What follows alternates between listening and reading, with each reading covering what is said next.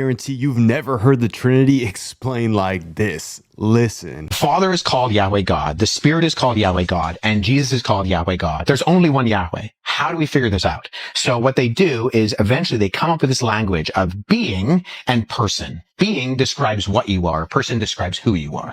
This chair has being. It's what philosophers call ontological status. But it doesn't have personhood. I didn't ask its permission to sit on it. Right. But it does exist. Yeah. And so being is what you are. God is Yahweh.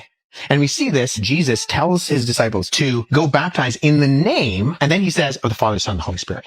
So he says the singular name, but then he describes three persons. And so this is the question the early church is wrestling through when they say, okay, Jesus is given the honors, the attributes, the names, the deeds, and the seat of God. It's an acronym, HANDS. The Spirit is given the honors, the attributes, the names, the deeds, and the seat of God. And the Father is given the honors, the attributes, the names, the deeds, and the seat of God. There's only one God. How do we understand this? Now, the ancient Jews actually already had a concept of this in that they weren't Unitarian fully. God can rule and reign in heaven, and yet the Ark of the Covenant could still have God's presence. Before Sodom and Gomorrah, Abraham is met by three individuals, two that are identified as angels and one that is identified as Yahweh God. The angels go off to Sodom and Gomorrah. Abraham dialogues with Yahweh. Eventually, Abraham leaves, and then in chapter 19, in Genesis 19, says that Yahweh on earth rains fire and brimstone from Yahweh in heaven. Now, you only have one Yahweh, so what's going on there? Well, we would say, within like a Christian framework, this is the pre-incarnate Christ. He is not enfleshed in who Jesus is, but this is the complex unity, and the Jews understand this, and even early on in rabbinical Judaism, there's also this idea of the Shevrot, which are like the presence and spirit of God all throughout the earth. So in that sense, ancient Judaism, sometimes it's called the two powers in heaven. I don't love that kind of articulation, but in academia, that's what it's called. That God is ruling and reigning in heaven and still has a presence on earth. Only one God, but there's something else going on there that maybe we don't fully understand, but that God lives in a set of living, loving relationships. He has existed eternally in relationship and in love. Yeah. That's what John says in 1 John. God is love. God does not need to create in order to experience anything. Creation is an outpouring of his love. Now, this is different than, say, a Unitarian monotheistic faith like Islam.